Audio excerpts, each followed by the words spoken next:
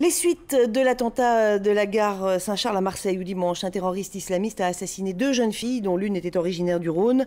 Le meurtrier avait été arrêté vendredi dernier à Lyon pour un vol à l'étalage avant d'être relâché alors qu'il était en situation irrégulière en France. Un apparent cafouillage à propos duquel une enquête a été ouverte. Le point avec Émilie Rousseau. Une enquête dans l'enquête. Pour répondre à une question, l'État a-t-il failli ? Pourquoi l'agresseur de Marseille, qui était en situation irrégulière et connu de la police, était-il en liberté? Pour comprendre, il faut remonter à vendredi.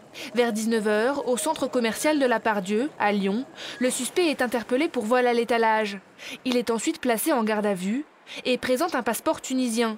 Les enquêteurs découvrent vite qu'il est en situation irrégulière, mais l'affaire est classée sans suite. L'homme est relâché. Alors pourquoi n'est-il pas reconduit à la frontière? Pourquoi n'est-il pas placé en centre de rétention? Les policiers en ont bien fait la demande, mais à la préfecture, la personne en charge de la procédure est absente et au centre de rétention, on manque de place. Pour couper court à la polémique, le ministre de l'Intérieur, Gérard Collomb, a demandé une enquête. Il s'exprimait ce matin sur France Inter.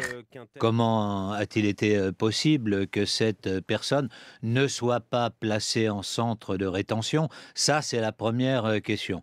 La deuxième question à laquelle il faudra qu'on réponde, c'est de savoir comment, effectivement, on peut avoir cette identité différente et donc ne pas, à un moment donné, devoir donner des comptes à la police et à la justice.